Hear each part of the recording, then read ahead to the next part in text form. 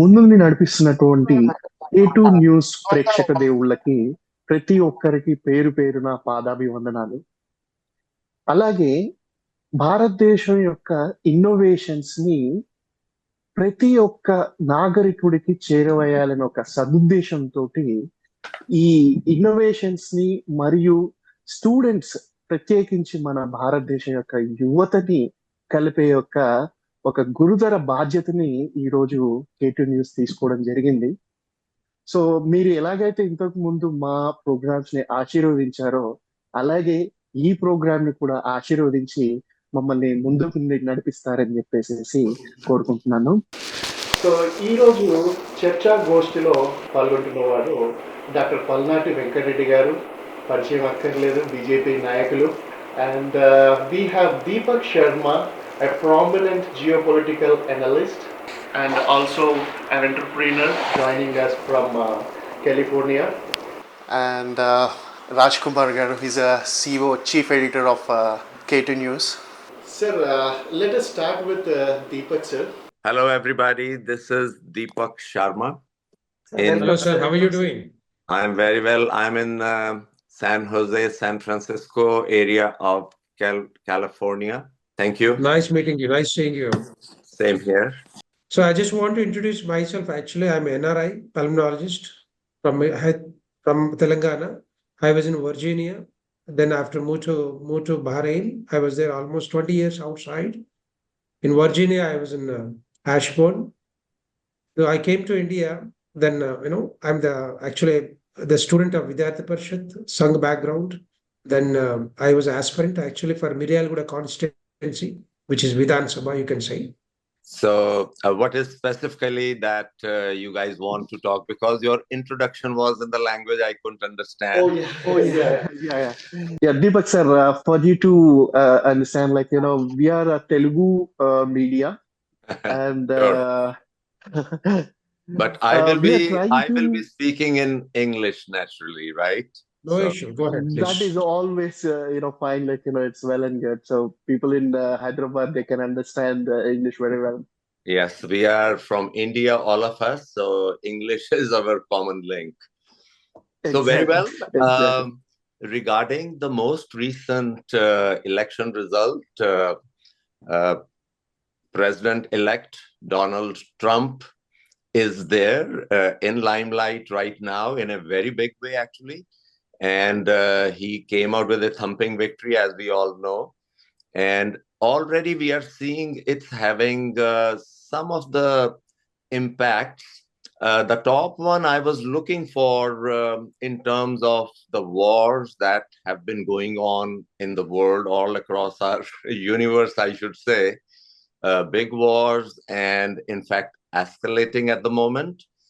But one of the topmost, the verdict on part of Trump, his promises that he will stop war on day one of his arrival.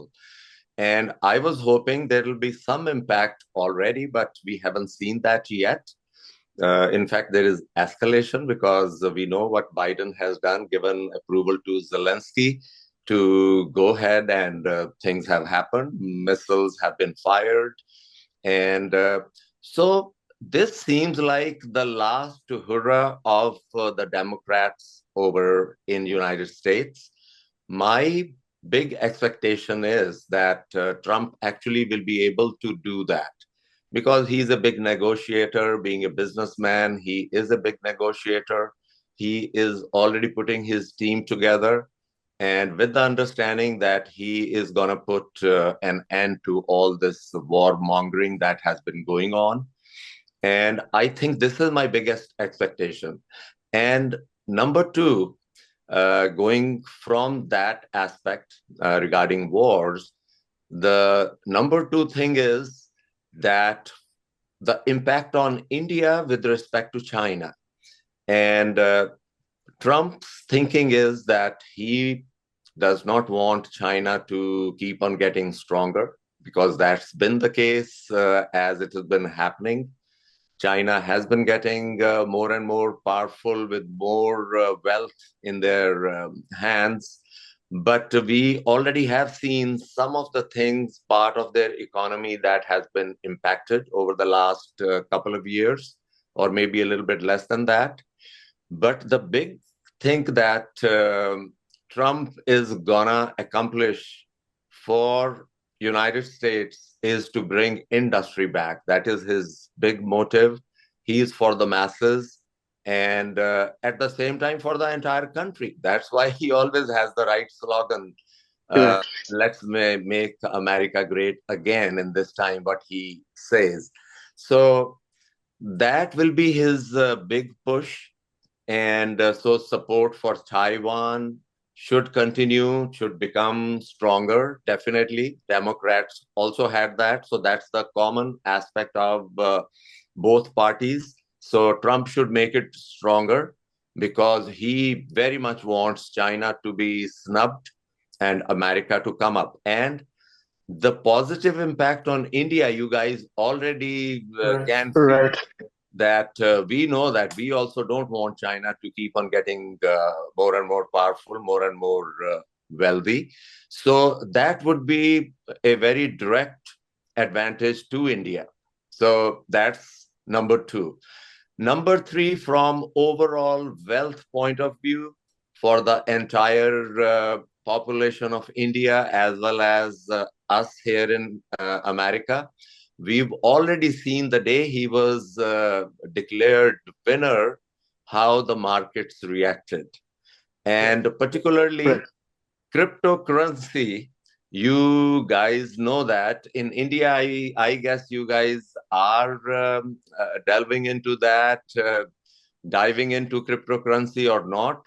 But my understanding is cryptocurrency is here to stay, and that is going to become a bit of a force. And Trump is a big backer of that. He actually, it seems that Elon Musk may have turned around his thinking about cryptocurrency. He actually hated crypto at one time, like most of us. We've gone through that phase. Correct. I am a big backer of that as well. I am into it, and it is paying dividends, I would say. So I could say that aspect also here. So I would pass it along to Nagaraju yourself. Sir, I think Donald Trump has already started picking his team, and particularly choosing key roles. Particularly Tulsi Gabbard and the other associates that he's been choosing for critical roles. And what do you think about these particular associates that he is picking up, and what kind of impact that it is going to have in terms of defense ties within India, or commercial terms with India, how it is going to affect our relations between India and US? So, yes, this part I did not touch earlier. And we know that Trump has great relationship with Prime Minister Modi, and that would be further, inculcated and made bigger in terms of all the other people that he has been, bringing in his circles in his party right now to part of his team, actually. And I would mention Ramaswamy. He is there. And you said Tulsi Gabbard. Likewise, he will definitely have good representation of people who have feelings for India, who think good about India. In fact, the biggest thing is that Trump himself thinks highly of India. He has great respect for people from India, the professionals, and India as a country. You know that he was really felicitated by Prime Minister Modi's first visit when they had a very big rally in Texas. And Right. Modi held Trump's hand and walked him around the stadium. That was the first huge moment, after which Mr. Modi had invited Trump over to India, and he was given a big welcome. I think this relationship is gonna grow on its beginnings and would keep on becoming bigger. So India's Right. is in a very good spot from that angle.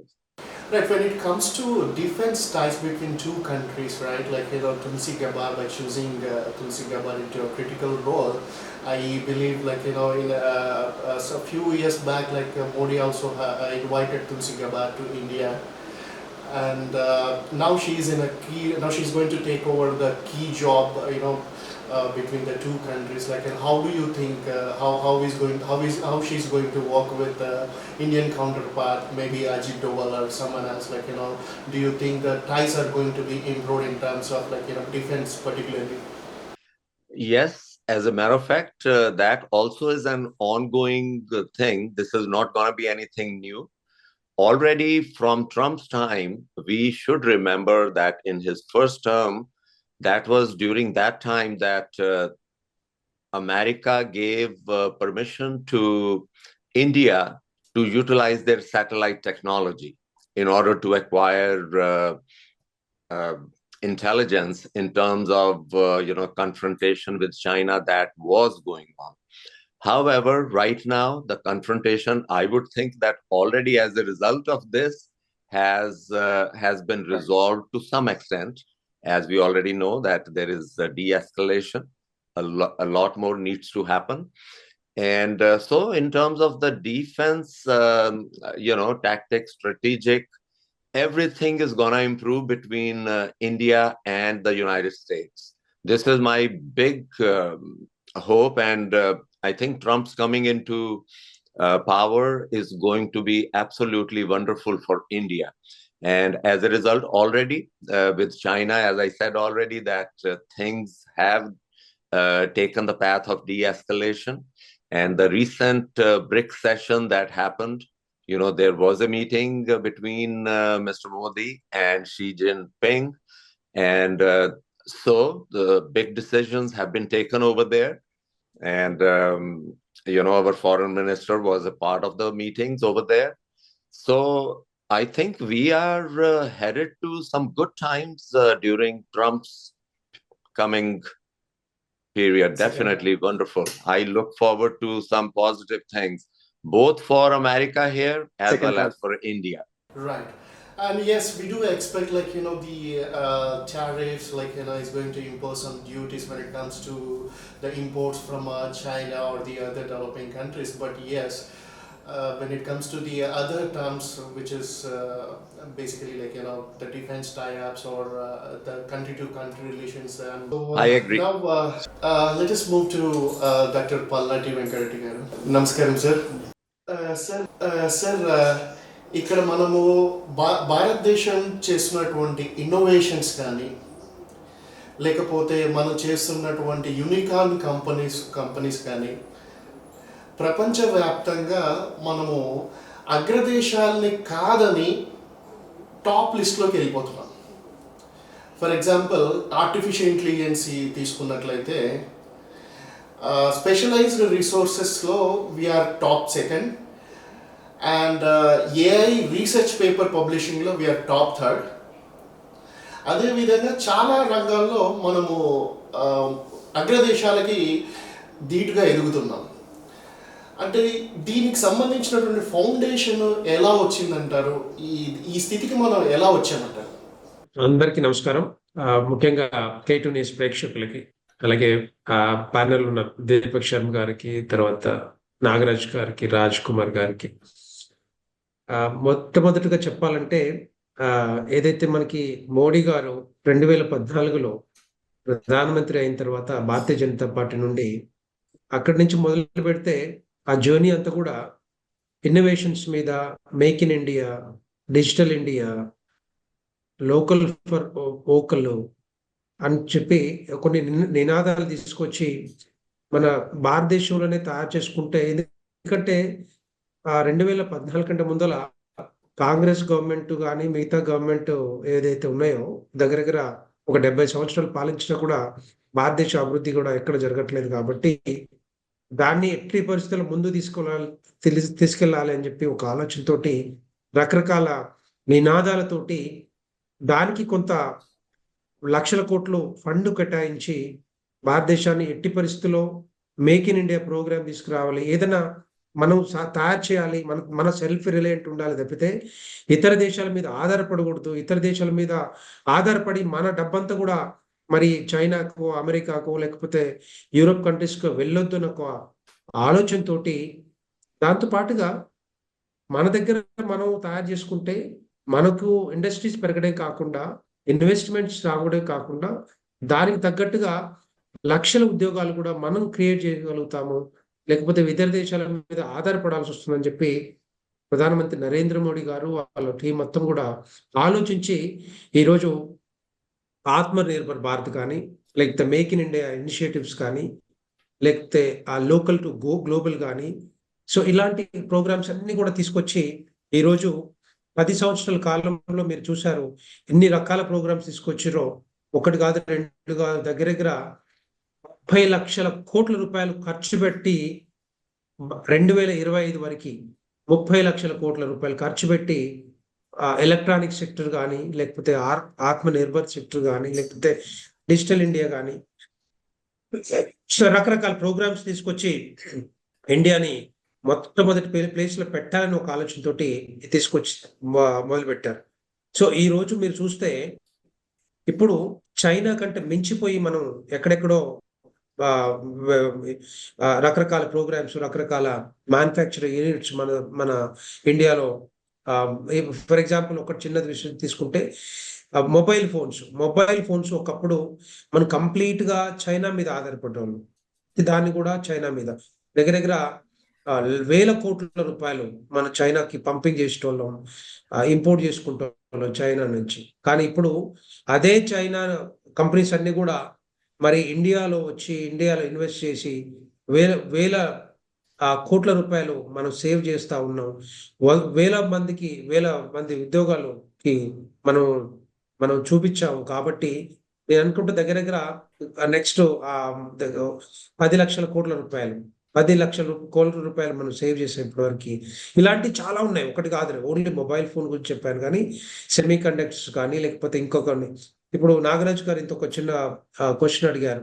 AI artificial intelligence systems కూడా ఇప్పుడు బేసిక్గా అంతకుముందు అంతా కూడా మనం China కానీ, లేకపోతే America మీద ఆధారపడి ఉంటాం. ఏది కంప్యూటర్ సిస్టమ్స్ కానీ, సెమీ కండక్టర్స్ కానీ, లేకపోతే ఏఐ కానీ. ఇప్పుడు మనము ప్రతి కంపెనీలో ఏదైతే మ్యానుఫ్యాక్చరింగ్ అవుతా ఉందో వాటిని ఇంటిగ్రేట్ చేసుకుంటూ ప్రతి ప్రోడక్ట్ ఇంటిగ్రేట్ చేయడానికి ఏఐ సిస్టమ్స్ వాడుతూ ఉన్నారు, ఆర్టిఫిషియల్ ఇంటెలిజెన్స్ని. సో అలాంటిది మనం ఇప్పుడు దగ్గర దగ్గర నాకు తెలిసినంత వరకు ఆ స్పెషలిస్ట్ని తయారు చేసినంత కూడా ప్రపంచంలోనే సెకండ్ ప్లేస్ లో ఉన్నాం మనం. భారతదేశంలో సెకండ్ ప్లేస్ లో మనం అందరం ఉన్నాము. సో అలాంటి స్పెషల్ తయారు చేసేది ఒకటి సెకండ్ ప్లేస్ లో అంటే అమెరికా, ఆ తర్వాత ఇప్పుడు మనం ఇండియా ఉంది. తర్వాత రీసెర్చ్ ఏదైతే పేపర్ సబ్మిట్ చేస్తా ఉన్నామో ఏఐ మీద థర్డ్ ప్లేస్ లో ఉన్నాం ప్రపంచం మొత్తంలో.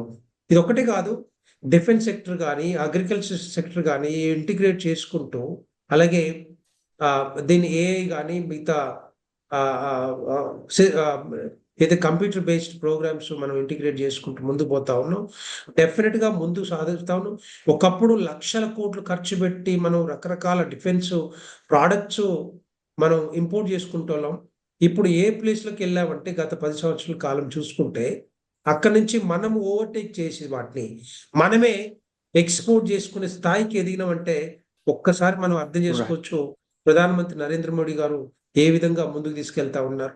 నెక్స్ట్ 5 years అంటే ఇంకొక 1 year 25కి 5 trillion ఎకానమీకి తీసుకెళ్లాలని ఒక ఆలోచనతో ముందుకు పోతా ఉన్నారు. సో రకరకాలుగా ఉన్నాయి, పిఎల్ఎస్ స్కీమ్స్ ఉన్నాయి, ప్రొడక్ట్ లింక్డ్ స్కీమ్స్ అని కొన్ని. ఏదైతే ప్రొడక్షన్ ఎక్కువగా ఉంటుందో మన దగ్గర చేస్తారో వాటికి ఆ స్కీమ్స్ కొన్ని ఉన్నాయి. దాంట్లో కూడా కొంత మరి ఆ సపోర్టింగ్ ఫండింగ్ ఏదైతే ఉందో గవర్నమెంట్ ఆఫ్ ఇండియా ఇస్తా ఉంది. సో ఇలాంటివి చాలా ఉన్నాయి చెప్పాలంటే. Right. Let us move on to Deepak, sir.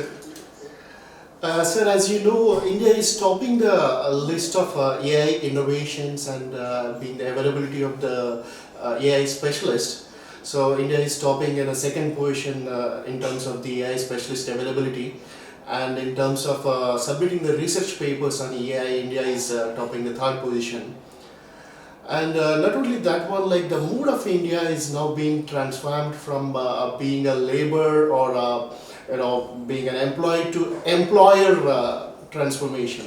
So being an entrepreneur, what do you suggest for the Indian people, Indian youth particularly? How do they become entrepreneur rather than an employee? Well, the basic tenets of becoming an entrepreneur is, the technology, the capabilities that exist all around, and people to acquire the qualifications and delve into those, and that's where it all begins. And India currently is very wonderfully set, as I keep on reading about the current status of India.